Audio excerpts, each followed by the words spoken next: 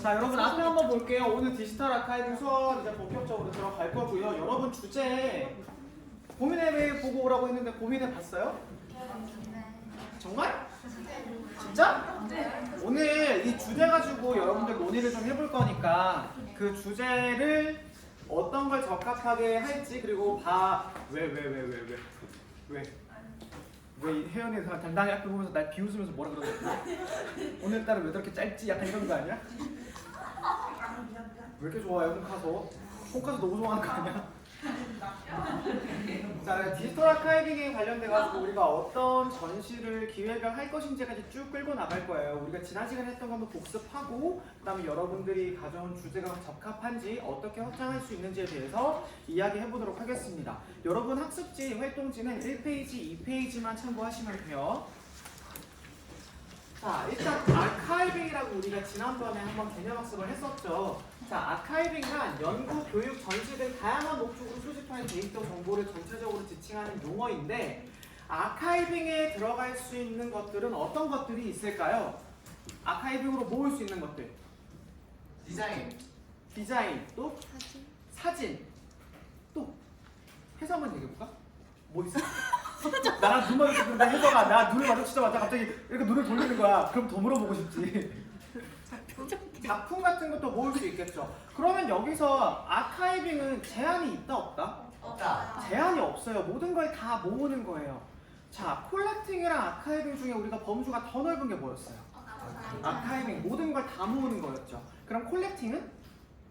좀 더 제한된. 너네 되게 웃기다. 지난주에 내가 그거 했다 그랬더니 다들 수집이라 그러니까 아카이빙은 다 이러고 있는데 콜렉팅은 다들 이러고 있어. 내 손으로 다들 이러고 있는 건데. 뭔가 중요한 한 가지를 뽑아가지고 가지고 있던 마스터피스를 여러분들이 체크한다고 얘기했던 게 콜렉팅이었어요. 자, 여기 보면 출판물에 지난 호, 그 잡지 같은 것도 여러분 오래된 잡지를 왜 보관하냐? 잡지의 커버만 보게 되면은 하나의 마스터피스로 볼 수 있겠지만 안쪽에 있는 스크립트나 이제 뉴스 기사나 아티클 같은 경우에는 우리가 뭐라고 얘기할 수 있다? 아카이빙 할 수 있는 데이터가 되는 거예요. 그래서 출판물에 지난 호, 그다음 웹사이트의 디자인의 변천사, 네이버가 지금의 디자인까지 오기까지 굉장히 많은 과정이 있었겠죠. 처음 네이버가 등장했을 때부터 지금까지 네이버의 변천을 보면 각 시대상으로 어떤 디자인을 좋아했고 앞으로 어떤 방향으로 나아갈 수 있는지도 우리는 체크를 할 수가 있습니다. 그렇기 때문에 이런 것들이 다 들어갈 수 있고요. 심지어 우리가 예술에서는 작가가 주고받았던 편지나 습작을 위한 드로잉 같은 것들도 포함될 수 있다고 얘기를 했었습니다. 아카이빙 중에 여러분들이 아마 세계사 시간에 배우게 될 거예요. 저희가 세계사 시간이랑 같이 컨퍼런스를 같이 해가지고 뭐였지? 수행평가 같이 한다고 얘기했었지, 주제 중심으로. 여러분들 르네상스 때 다빈치에 대해서 아마 배우게 될 건데 다빈치가 만들었던 것 중에 지금 상용화되기 시작한 게 있어요. 아카이빙을 통해서 우리는 그거를 유추할 수가 있어요. 뭘까요? 역시 이렇게 답이 바로 나온다고? 오, 박수! 오, 맞췄으니까 사탕 하나 줘야겠다. 아우, 아쉬워. 다빈치가 그렸던 그림 중에 처음엔 사람들이 그게 헬리콥터일 거라고 생각을 했는데 헬리콥터 맞아. 둘이 눈으로 교환하는 그거 맞아. 그래서 예전에 세훈이는 배웠잖아. 왜 대답을 안 하는 거야? 나랑 AP 아티스트를 할 때 배웠잖아. 헬리콥터 생각해. 그래 맞아요. 헬리콥터 맞아요. 그 처음엔 헬리콥터라고 생각을 했는데 얘가 만들어진 사이즈가 상대적으로 조금 작아서 실제로는 헬리콥터보다는 드론에 조금 더 가깝다라고 최근에 연구 결과가 발표가 됐어요. 그래서 10년 전부터 드론이 만들어졌는데 다빈치가 자그마치 몇 년대 사람이냐? 1400년대 사람이야. 1400년대 태어나가지고 1500년대까지 살았던 사람이야. 늙었네요. 야, 늙은 게 아니라 오래전 사람인데 지금까지 살아있으면 그게 이상한 거 아니야? 뭘 늙었네요야. 자, 그래서 다빈치가 만들었던 그 드론이 지금의 상용화된 건데 만약에 이런 것들이 과거에 존재했다, 이 사람들의 아이디어가 예전에도 있었다, 이런 것들을 기록이 없었으면 알 수 있을까? 없겠죠. 그렇기 때문에 아카이빙의 중요성은 우리가 몰랐던 역사를 연구하는 데도 사용이 되는 거고요. 어떠한 주제가 앞으로 이러한 방향으로 나아갈 것이다. 오늘따라 왜 이렇게 발음이 꼬여? 나아갈 것이다 라고 하는 연구를 도출하는 쪽으로도 나아갈 수 있습니다. 뭘 자꾸 나아가는지 모르겠지만 자 그래서 여기 보면은 실제로 이우환 화백이라고 하는 작가인데요. 굉장히 나이가 많으세요. 1960년대, 69년 33세였을 때 자신의 선배였던 이세득 선배에게 보낸 친필 편지인데 이때 이우환 화백에게 사람들이 되게 많이 문매를 던졌대. 왜? 너의 그림은 특색이 없다. 너의 그림은 알아볼 수가 없다. 이런 식으로 비난을 한 거겠죠. 그래서 주변 사람들이 다 나를 보고 욕하지만 나를 칭찬해준 선배가 있었기 때문에 절필하지 않고 꾸준하게 그림을 그릴 수 있을 것 같습니다. 그에 대해서 굉장히 감사합니다 라는 편지를 보냈는데요. 이 이우환 화백 여러분들은 잘 모를 수 있어요. 근데 부산에 가면 이분의 이름을 딴 갤러리가 부산시립미술관 정중앙에 있어요. 와. 이분이 이 정도의 이름을 가질 수 있게 되면 이 정도로 유명한 사람이 됐으면 어떠한 과정을 거쳐서 그림을 그리게 됐고 이 사람이 가지고 있는 생각이나 사고가 무엇인지 파악해야겠죠. 그러다 보니 이런 편지들까지 전부 다 가치를 가지고 있는데 사실 이 편지가 경제적 가치는 있을까요? 없지 않을까요? 크게 있지는 않아요. 상대적으로 작품에 비해서. 얘는 가치가 교육 쪽이나 연구 쪽에 치중이 되어 있는 거지 경제 쪽에 치중되어 있지는 않다는 거예요. 아카이빙도 뭐 경제적인 가치가 분명히 존재하는 건 있겠지만 연구에 조금 더 초점을 맞출 수 있는데 그렇다면 여러분들 지금 이제 우리 학습지 같이 볼 내용이에요. 지난번에 배웠던 아카이빙과 콜렉팅에 대해서 한번 비교해 보도록 하겠습니다. 자, 아카이빙이랑 콜렉팅 여러분들이 기본적인 개념은 기억하고 계실 거고요. 복습을 한번 해보도록 할게요. 첫 번째, 아카이빙은 모든 종류의 데이터를 수집 수합한다. 조금 전에 얘기를 했죠. 그 다음에 콜렉팅은 개인의 기호와 가치에 따른 선별적 수집이에요. 자, 6반을 지난번에 선생님이랑 같이 수업하면서 자기 특이하게 모으는 게 있다. 콜렉팅하는 게 있다. 라고 했던 사람 있었나? 승희 뭐였지? 밴드 CD. 아 맞아, CD를 모은다고 했었죠. 선생님 친구들은 최근에 LP를 모으고 있어. LP판이 최근에 많이 나오기도 하잖아. 근데 과거에 나와서 더 이상 만들어지지 않는 LP판들 그런 것들을 모으는 것도 콜렉팅이라고 할 수 있겠죠. 또 다른 콜렉팅에 어떤 종류들이 있을까요? 혹은 본인들이 이런 걸 수집해보고 싶다. 돌멩이? 뭐라고? 돌멩이? 네. 아 수석을 모으는 거? 야 요새 돌로 되게 재밌는 게 많더라. 반려 돌 키우기라는 것도 있던데? 돌에다가 물도 붓던데? 뭐야? 어? 마케팅 전략은 은빈이가 키웠어요. 아 은빈이가 키웠다고? 네. 지금도 있어요. 어? 기숙사에? 네. 미친 거 아니야? 자습실에서. 자습실에서 돌 이렇게 만지는 거야? 맨실했냐? 닦아지고 이름 뭐야? 뭐 돌에 이름 붙여줬어? 네. 나 옛날에 그 에르메스가 돌 그때 판다고 나왔을 때 그 돌이 몇 백만 원인가 했거든? 그거 보고 충격받았는데 반려돌 키우고 보고 한 번도 문화 충격을 받았는데 이제는 뭐 세상이 이 정도면 그럴 수 있지 라고 받아들이기로 마음을 고쳐먹었어. 자 그럼 돌도 모을 수 있고요. 또 콜렉팅에 어떤 게 있을 수 있을까요? 어떤 게 모을 수 있을까? 컵. 지폐 또 컵. 컵. 컵도 모을 수 있겠지. 특히 해외여행 많이 다니는 사람들은 전 세계에 있는 스타벅스에 가가지고 스타벅스 시티컵을 많이 모아요. 이것도 아카이빙은 아니잖아. 콜렉팅에 가깝겠지. 콜렉팅과 아카이빙의 개념의 차이가 조금 더 확실해지는 거죠. 자 보시면 아카이빙은 모든 종류의 데이터를 수합한다고 되어 있지만 콜렉팅은 뭐라고 적혀 있어요? 개인의 기호라고 적혀 있죠. 여러분들이 좋아하고 여러분들이 원하는 거라면 어떤 걸 모으더라도 관계없는 게 바로 콜렉팅이 되는 거예요. 이해되시죠? 자 그럼 두 번째를 보도록 하겠습니다. 아카이빙을 통해서는요 연구와 이해를 목적으로 한다면 콜렉팅은 콜렉션의 전시와 가치를 전달하고 이해하는 게 주요한 목적입니다. 전시가 없다면 콜렉팅은 그냥 보물상자밖에 되지 않는 거야. 근데 수많은 기업인들이 왜 콜렉팅을 해가지고 보물상자처럼 자기가 꽁꽁 숨겨둘까? 왜 그럴까? 자기가 모으고 싶으니까? 자기가 모으고 싶고 남들한테 보여주기 싫다. 소유욕이다. 남들한테 보여주고 있고 나만의 희소성을 지니고 싶다. 그 말일까? 네. 네. 수인은 그렇게 얘기했어요. 그것도 어느 정도 맞을 수 있겠죠. 근데 더 큰 문제가 있어.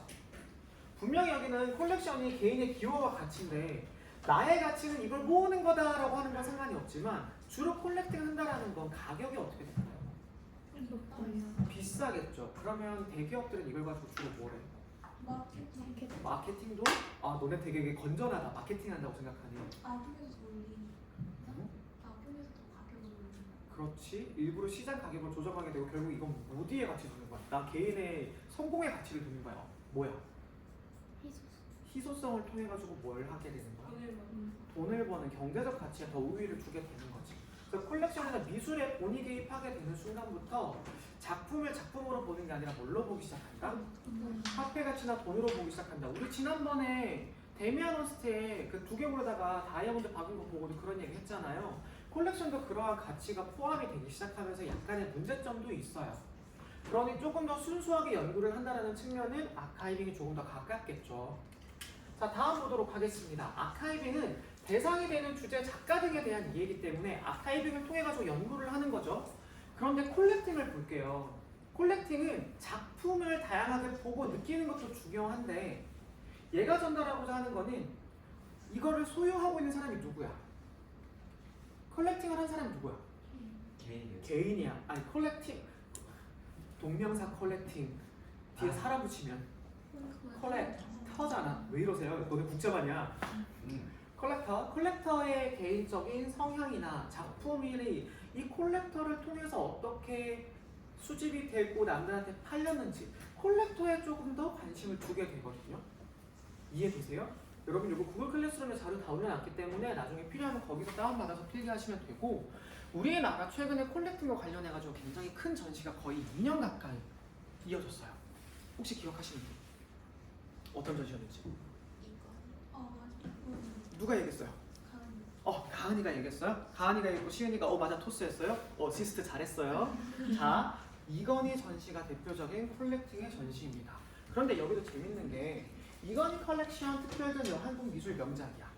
여기서 초점이 미술 명작에 초점이 있는 것 같아? 콜렉션에 있는 것 같아? 이건희라는 개인의 컬렉션이다. 이만큼을 모아놨다. 이 사람에 대한 얘기인 거거든요. 그리고 이 두 번째로 열렸던 국립중앙박물관에서의 전시를 보면 더 명확해요. 작품 제목이 하나도 나와 있지 않아요. 뭐라고 적혀 있어요? 어느 수집가의 주제. 여기서 우리도 알 수 있는 게 콜렉팅이라는 걸 이해할 수가 있습니다. 그래서 콜렉팅과 아카이빙에 대한 차이를 여러분들이 먼저 기억을 하시면 되고요. 그럼 이제 우리는 뭘 할 거냐? 실제로 선생님이 서울공예박물관에 아카이빙 하러 간 거 여러분들한테 보여드릴 거거든요. 나 갔다가 큐레이터분 옆에 계신데 수치심 맥스 찍었어. 뭐야? 여기 전시가 4월 2일까지인데 한번 실제로 가보세요. 여기가 아카이빙 전시를 같이 보여주는 건데 생각 한번 해보자. 여러분들 옷은 보통 전시회를 하지 않지? 옷은 주로 뭘로 보여주니? 패션쇼를 해가지고 이렇게 걸어가면서 보여주는 거잖아. 자, 그럼 이렇게 걸어가면서 보여주는 옷을 패션쇼에서 옷을 보게 되면 어떤 걸 볼 수 있지? 어디에 집중할 수 있는 걸까? 몸매? 몸매! 야! 패션쇼인데 몸매가 뭐야! 옷에 집중하는데 옷에 어떤 거에 집중하게 될까? 디테일? 디테일, 어떤 디테일? 굴곡이나 뭐 알출이나 뭐 디자인. 굴곡. 너 왜 단어 선정하는 거 하나하나가 다 그렇게 더러워? 자, 일단 수인이 대답하지 말고 다른 사람 대답해 봅시다. 또 어떤 게 집중할 수 있을까? 재질, 빛, 또 핏. 핏 말고 핏, 재질, 색깔. 그리고 얘가 이동하게 되면서 어떤 게 생겨? 움직임, 주름, 옷이 어떻게 기능하는지를 보게 되겠지. 근데 패션쇼가 아닌 전시장에서 옷을 보여준다면 단점이 뭘까요? 재질이나 이런 것들은 상대적으로 관찰하기 편하겠지만 뭘 볼 수 없어. 어떻게 기능하는? 그렇지. 옷이 어떻게 기능하는지 볼 수가 없잖아. 그럼 반대로 장점은 뭘까? 이 옷이 실제로 가까이서 디테일하게 관찰할 수 있다는 것과 그리고 이게 어떤 과정을 거쳐서 만들어졌는지를 볼 수 있는 거거든요. 여기는 보시면 자르고 옷 피우고 막 이러고 있는데 이게 입고 꾸미기 위한 공연에서 패션이에요. 패션인데 4월 2일까지니까 여러분들도 한번 보러 한번 가보세요. 영상 지금 비우지 마.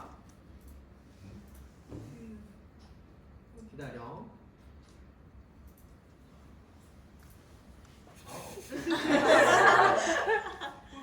머리 스타일 저 제일 바르신 거예요? 패션 아카이빙이라는 곳인데 여러분들이 이제 아카이빙에 대해서 또 자기들 수제거리를 이스라엘 러브샷이. 조용히 하고 봐. 안 들려. 선생님이 지금 곳은 서울공예박물관입니다. 지금 여기 보면 공예 패션 아카이브라고 되어 있고요. 작가와 디자인의 인터뷰 영상을 감상하세요라고 되어 있는데 아카이브라는 건 여러분들이 조금 전에 배운 것처럼 배웠다는 것보다 수집했다는 의미거든요. 지금 여기는 서울공예박물관의 아카이브예요. 지금까지 한국 역사에 있었던 수많은 작품들을 이렇게 다 모아두고 있습니다. 다 패션 작품들입니다. 여러분 한 번쯤 들어보셨을 거예요. 앙드레 김 선생님이라고. 지금 보시면 이 앙드레 김 선생님의 작품들이 옆에 실물로 있어요. 선생님도 실물로 보는 건 처음인데 와, 이걸 실제로 입고 다니는 하나의 의상과 작품으로서 패션쇼에서 많이 올리셨던 건데 아카이빙은 이런 옷만 보여주는 게 아니에요. 옆에도 보면 옷도 있습니다. 그런데 이것뿐만 아니라 이런 것들을 아카이빙이라고 합니다. 작품뿐만 아니라 기록 같은 것들, 기록에 관련된 잡지나 기록이나 스케치 같은 것들, 심지어 인터뷰 자료까지 전부 다 모아두는 거예요. sorry. 보시면 1970년대 나의 일본이라고 적혀있는 사진 작품들, 사진 작품용들에 그냥 사진 모아둔 거죠. 사진뿐만 아니라 이렇게 드로잉했던 것들도 전부 다 아카이빙에 포함이 되는 겁니다. 지금부터 선생님이 실내에 어떤 작품들이 있는지 한 번씩 싹 보여드릴 거예요. 보시면 지금 이렇게 외부에 꾸미기, 공예, 상품들 이런 것들이 전시장에 이렇게 되어 있어요. 아카이빙에서 전시를 기획을 할 때는 작품과 함께 작품에 관련된 것들 그리고 작품을 만들어내는 전체적인 과정들까지 다 포함을 하는 거거든요. 그런데 여러분들이 수업 시간에 무언가를 기록을 하고 만드는 것들 혹은 자기가 좋아하는 기차가 될 수도 있고 아니면 작은 레고 같은 게 될 수도 있어요. 그런 것들까지 어떤 걸 난 수집할까를 고민해보고 여러분만의 아카이빙을 한번 만들어 보도록 합시다. 그럼 여러분 안녕. 이거 옆에서 하는데 큐레이터 분이 옆에서 보시더니 안 부끄러워요? 전 혼자 있으면 부끄러운데 누가 옆에 있으면 그 사람이 부끄럽지 전 괜찮아요. 막 이래서 웃겼어. 여기 서울공예박물관 위치 어딘지 알아요? 이번에 새로 개관한 거거든요. 여기서 162번 버스 타면은 성대 앞에서 5분 만에 가. 여러분 금요일이나 하면 시간 날 때 꼭 한번 가보세요. 여기 들러서 실제 아카이브 랩이라는 것도 있는데 지금 전시쇼를 보게 되면 우리가 봤을 때 작품만 있는 게 아니라 작품의 모티브가 되는 것, 소재는 어떤 걸 할 건지, 어디서 모티브를 얻었는지, 그래서 다양한 코사지 같은 것들도 볼 수 있었어요.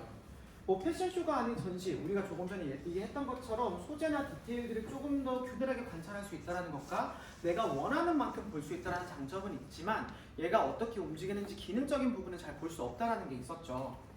이런 것들 그냥 후다닥 넘어갈게요. 설명했었으니까. 그리고 나면 위에 가면 영감의 열람실이라고 서울미술공예박물관의 아카이브가 있는데 여기 들어가면 우리가 봤던 그 모든 자료들을 다 모아놨어. 전부 다 모아놨어. 그리고 실제로 저도 들어가 봤어요. 들어가서 어떤 식으로 되어 있는지 한번 또 보도록 하겠습니다. 이렇게 다 되어 있거든. 다 소팅해놓고 다 모아놨는데 아카이빙에 이어서 이제는 보존과학실입니다. 보존과학실이 있는데 내부가 보여요. 보존과학은 어떤 종류인지에 따라서 좀 구성하는 방법이 천차만별이기 때문에 전공에 따라 다 달라지는데요. 여기는 공예박물관이라서 공연을 어떻게 형태를 구성하고 복원을 하고 세척을 하는지 그리고 보관까지 전부 다 얘기가 나옵니다. 여기 조용히 앉아서 내부에 ASMR 공연을 복원실 이렇게 해놨어요. 랩을 보면 복원하는 과정에서 하나하나 어디에 자료를 보여줘야만 할 것인지 포함이 되거든요. 저이 동그란 거 있지. 이걸 돌리면 얘가 밑쪽으로 움직이는데 그러면서 자료를 저 사이에서 하나씩 꺼내는 거야. 그래서 보면 보존과학을 할 때는 반드시 옷을 입어야 됩니다. 화학약품이 묻을 수 있기 때문이죠. 그 사이에서 어떤 오염이 생길 수도 있고 혹은 형태가 파괴될 수가 있습니다. 소장자료 관리 역시 아카이빙에 포함이 돼요. 그래서 소장관리와 보존 관리 기능을 최우선으로 하기 때문에 수장되는 자료를 가능한 펼칠 수 있는 넓고 얇은 서랍용수로 적용할 수밖에 없다. 사실 대다수는 그런데 미술품을 관리하는 곳은 이렇게까지 틈틈이 하진 않아. 근데 공이니까 이런 게 가능하다. 실제 내부 모양은 이렇게 되어 있습니다. 아카이빙에는 이런 보존 자료들까지 포함해야 돼요. 나중에 어떻게 보존해야 될지 알 수 없으니까. 그래서 실제로 직물보존연구센터 이렇게 만들어져 있어요. 안녕. 안녕.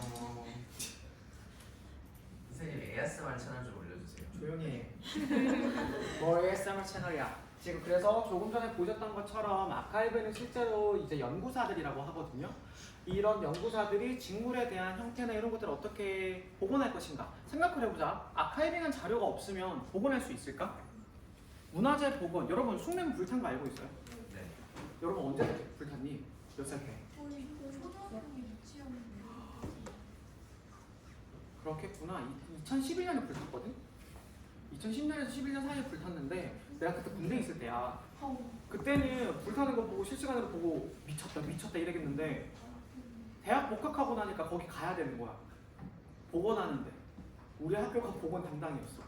왜냐면 그런 대학이 그 문화재 복원과가 워낙에 커가지고 그 교수님이랑 복원하러 가야 되는데 아카이빙한 자료가 없었어. 기존의 숭례문에 관련된 기존 자료들이 그렇게 많지가 않은 거야.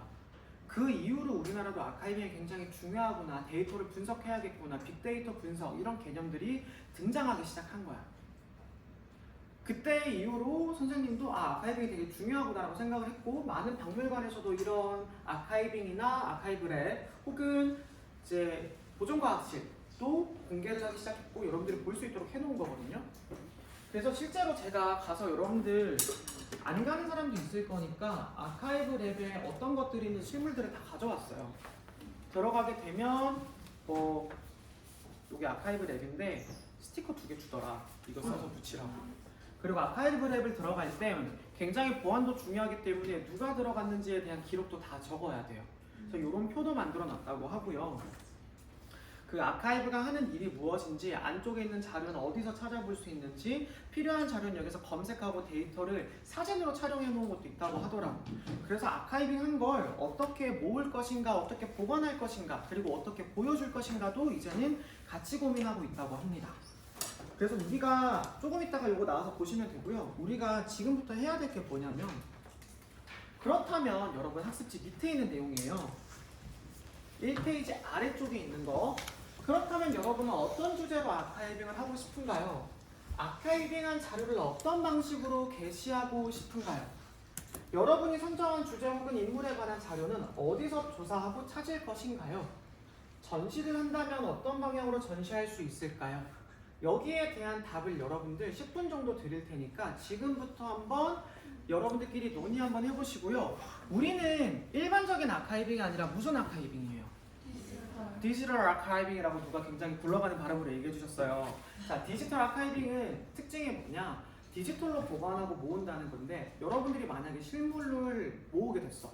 얘를 디지털화할 거면 어떻게 해야 돼? 사진을 찍던가 아니면 영상을 찍던가 해야겠지. 그리고 우리가 업로드는 어디에 한다고 했죠?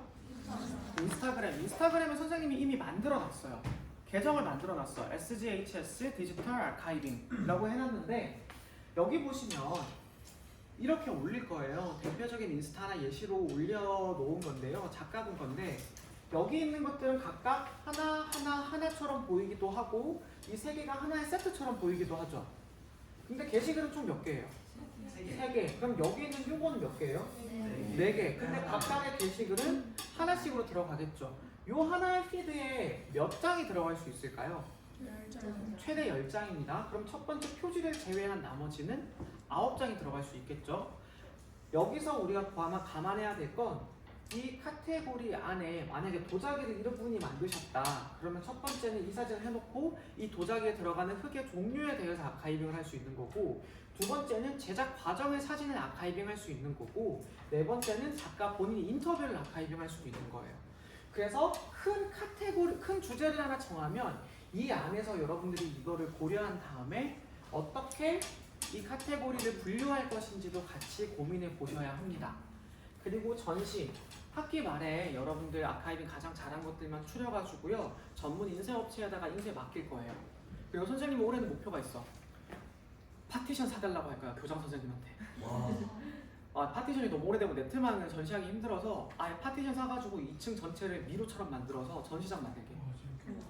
그리고 그 안에서 전시 작품 여러분 보고 미로처럼 다닐 수 있게 하는 게 제 목표입니다. 그리고 여러분들이 만약에 본인 작품이면 본인 작품 옆에 본인 인터뷰 설명하는 거 동영상 촬영해서 게시하고 수치집 맥스 한번 찍어봅시다. 네. 자, 그럼 지금부터는 여러분들 아이디어 토의를 한번 해보세요. 친구들과 얘기도 해보고 뒷장에 여러분 자유 이미지 있으니까 그거 한번 활용해보시면 뭐가 있을까? 오늘 재밌어? 네. 근데 디지털 아카이브는 개인당은 몇 개 정도? 아, 여러분 아카이빙 그 3페이지에 한번 볼래요? 학습지 3페이지 보면은 순서가 얼추 나와 있고요. 4페이지 보면은 제가 피드를 만들어 놨거든요. 요 4페이지도 같이 보셔야 돼요. 잠깐만 집중. 질문 나와서 전체 피드를 한 번만 할게요. 3페이지가 순서고 4페이지에 여러분들 어떻게 할 것인지 나와 있는데 최대 이게 인스타 피드라고 치면은 최대 9개. 최대 9개. 한 개만 해도 돼요. 2개, 3개, 4개 다 돼요. 6개도 돼요. 이 안에서 나는 어떻게 모양을 구성할 것인가를 여러분들이 생각해야 돼요. 요것처럼. 이해되시죠? 이 안에서 최대 9개까지 가능하고 카테고리는 한 개만 해도 상관없습니다. 본인의 역량에 따라 다르고 그리고 9개까지 한다는 팀이 있었는데 반 내에서 다른 친구들과 같이 해도 상관없어요. 원래 개인 주제인데 같이 해도 되냐고 물어보는 친구들이 많아서 같이 해도 되고요. 다른 반 학생이랑 같이 해도 돼요. 다른 반 학생이랑 같이 해도 충분히 그거를 카테고리를 나눠가지고 기사를 쓰면 되는 거니까. 오늘은 일단 아이디어만 먼저 점검을 해보고 넘어가고 다음 시간에 확실하게 해보겠습니다.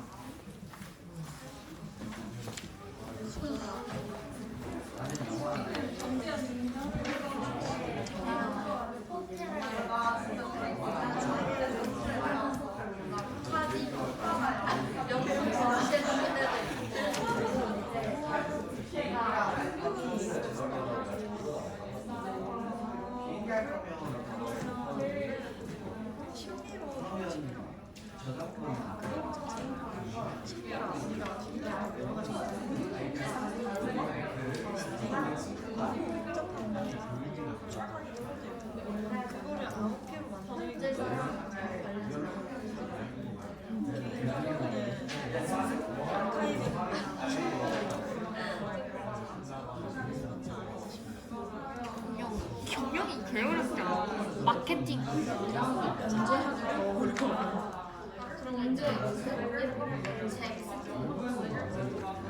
너는 그냥 차라리 그 표지 자체만 너무 그렇게 막 그렇지 않게 한 다음에 안에 세분화돼가지고 뭐 사건별로 분석을 해. 차라리 사건별로 모아진 단서 같은 게 찾아보면 있을 거 아니야. 그냥 그런 거를 하나 해가지고 완성시키면 되는 거 아니야? 약간 정신 분열증 해가지고 정신 분열하는 흔적이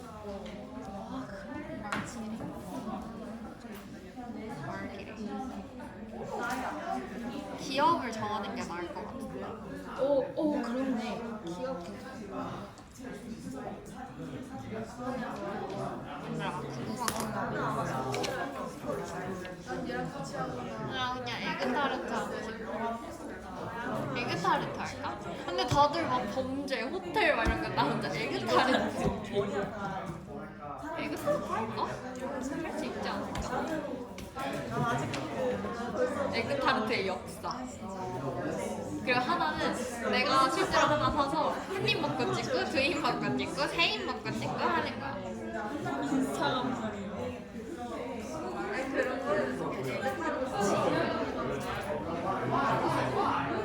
그런 거 해도 되고. 아 소주잔을 할까 에그타르트를 할까?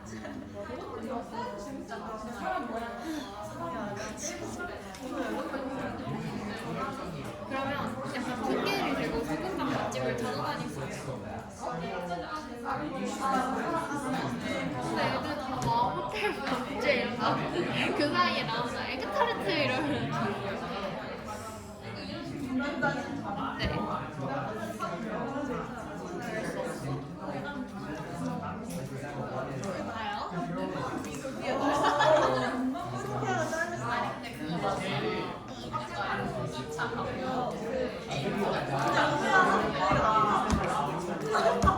우리가 잘 지내.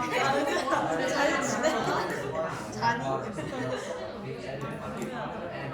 너 노트 못 봤어?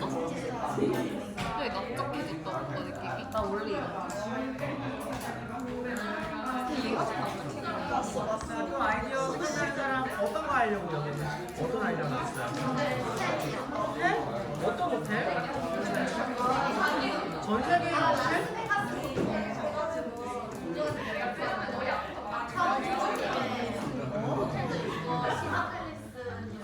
자, 주의해야 될 게 이 호텔이라는 건 좋은데 그 호텔을 여기저기 소개해버리면 이건 그냥 광고 홍보야. 우리는 아카이브를 하는 거기 때문에 연구가 필요한데 그런 호텔을 소개해보려고 하면 연구가 없잖아. 이걸 통해서 우리는 어떤 연구 결과를 도출해낼 것인가 그것도 생각을 해야 돼. 참고로 다른 말에서는 현대차가 얘기가 나왔어. 현대차뿐만 아니라 우리나라 차 기업으로 해가지고 현대차의 변천사, 대우의 변천사, 그다음에 뭐 삼성차의 변천사 이렇게 세 가지를 내놓고 내가 네 페이지를 쓸 건데 이 세 가지는 차들의 변천을 해놓고 마지막으로 우리나라 차들을 어떻게 성장해가는지 그래프를 보여줍니다. 앞에 있는 세 개는 전시성이니까 쉬워. 근데 마지막에는 변화 추이나 판매량이나 그래프를 통해가지고 앞으로 대략적으로 예측을 하는데 여기에 영향을 매출이 높았던 때 영향을 미치는 거, 떨어졌을 때 영향을 미치는 거 이런 것들을 분석해서 그려줬겠다는 거예요. 이게 아카이빙이야. 단순 전시성 아카이빙을 하게 되면 순간적으로 우리의 선택이나 목적을 뭐 호텔을 보여줄 수 있지. 근데 이 호텔이 가지고 있는 의미가 뭔데? 나는 그걸 잘 몰라서 네가 그걸 찾아서 보여준다면 연구를 한다면 관계는 없지. 정자의 어떤 측면?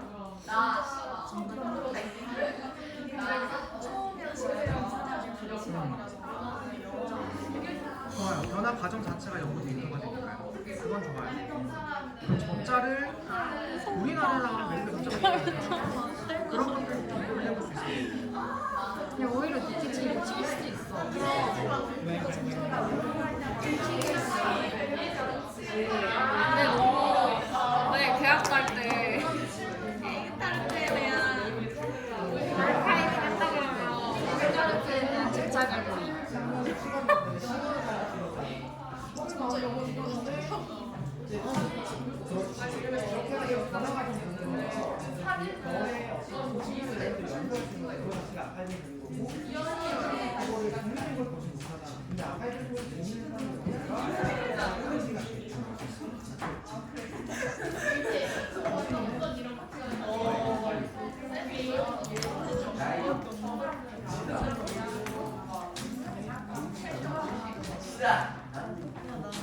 진로 시간에 너무 그냥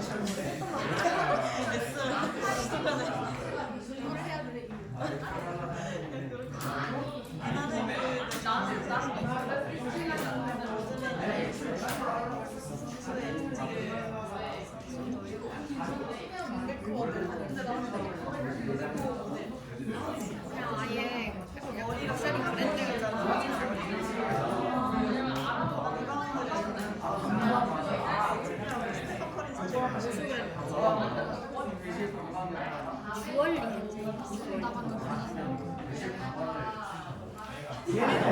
락사리 브랜드를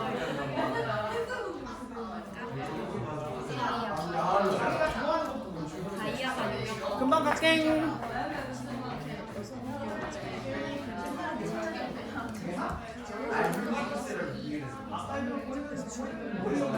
I was so like I saw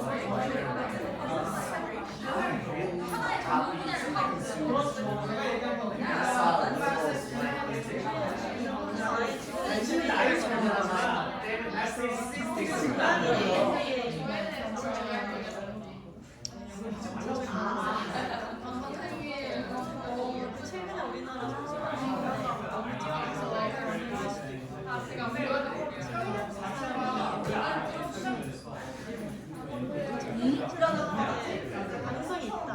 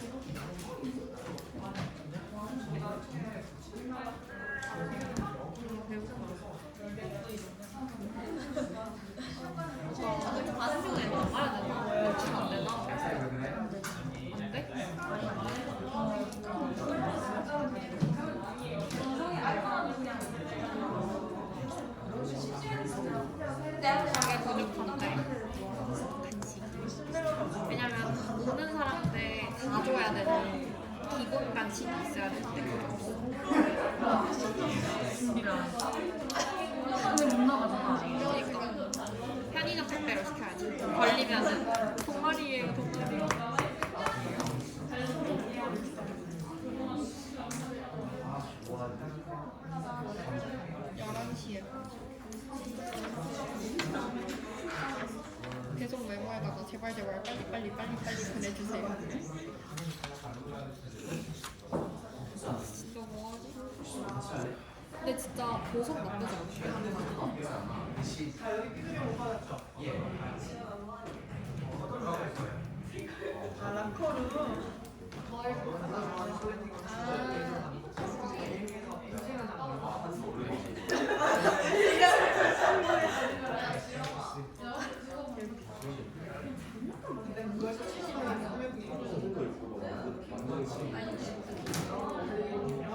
지영이랑 나랑 딱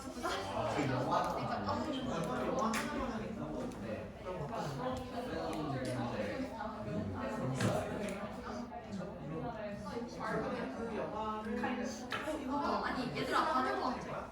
그러니까 이게 그 휴먼 그건 알아. 근데 이제 카테고리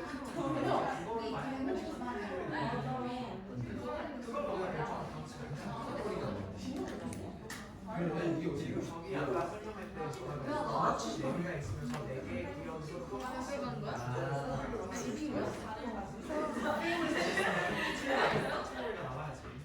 그 영화를 분석해서 영화의 이 순간을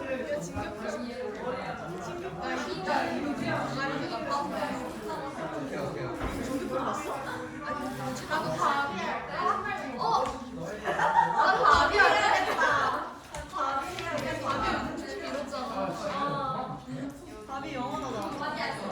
맞아 말도 아니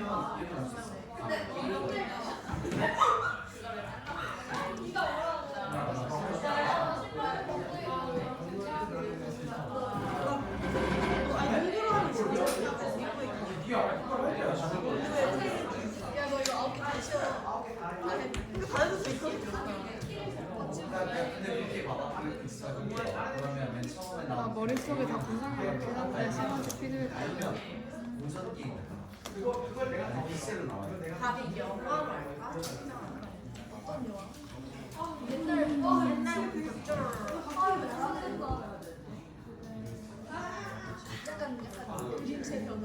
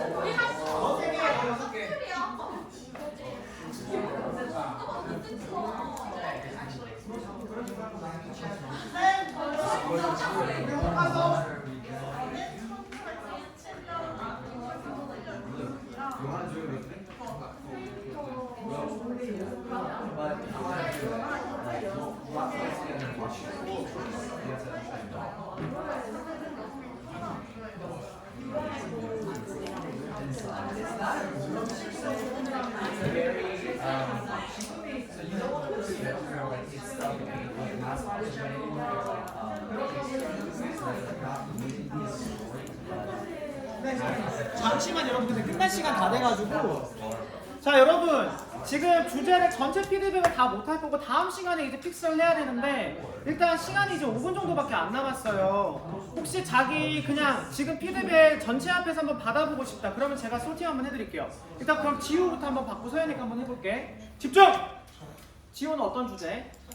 일단 저는 일본 근현대 문학의 역사를 하고 싶은데 일본 근현대 문학? 네, 문학의 역사. 네, 그 피드는 9개를 사용할 예정이고 그 전체적으로 피드 9개를 사용해서 시계 모양으로 구성을 한 다음에 그 시계 순서대로 좀 근대부터 현대까지 오는 방향으로 구성을 해봤고요. 그 다음에 이제 오면서 사람들이 그 작가의 사진을 넣고 작가 사진을 클릭을 하면은 그 작가에 대한 어떤 정보가 나온 다음에 그 다음에 갈수록 좀 작품이 하나 나오고 그 다음 작가 해서 순서대로 가는 형식으로. 지금 그러면 여기 있는 9개를 시계의 모티브로서 뭔가 이미지를 만든 다음에 그의 작가를 뒤에 반투명하게 들어갈 수도 있겠네. 근데 이 작가를 한 명 한 명 한 명 한 명 소개를 하는 거면 이거는 연구가 아니라 그냥 소개로 끝날 수 있거든, 지우야.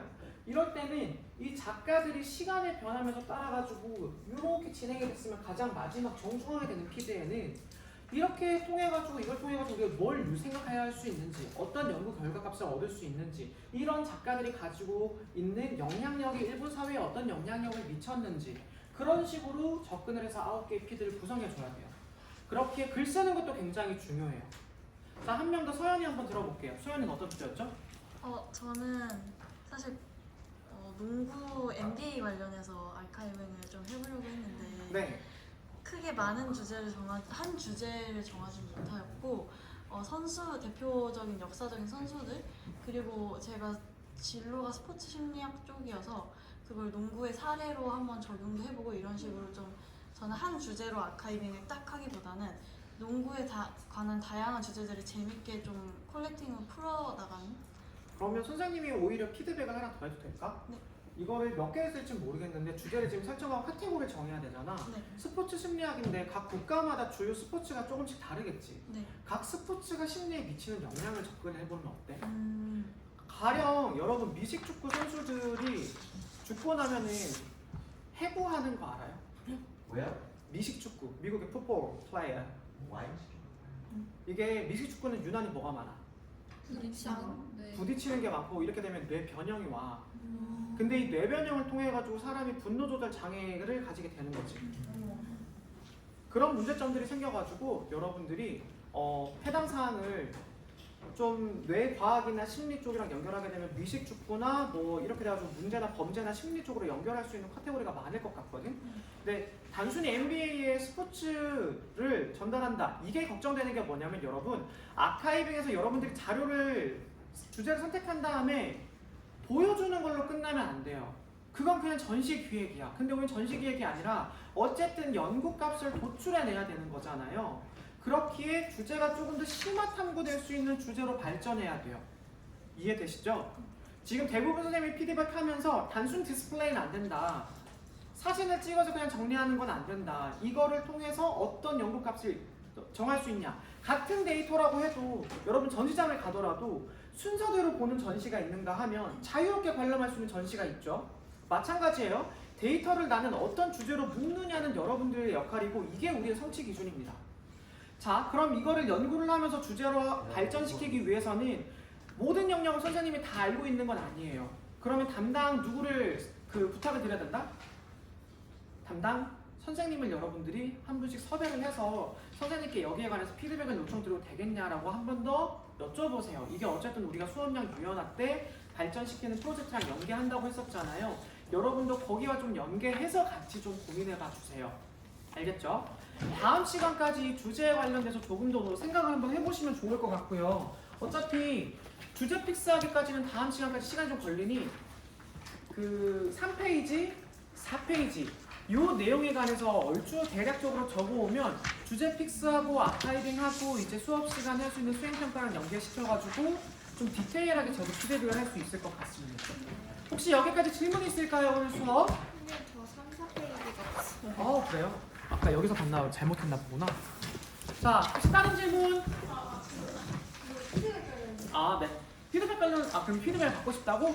그러면 조금 있다가 남는 걸로 하고, 오늘은 그러면 여러분 수업 여기서 마치도록 하고 다음 시간에 만날게요. 안녕! 고생하셨습니다.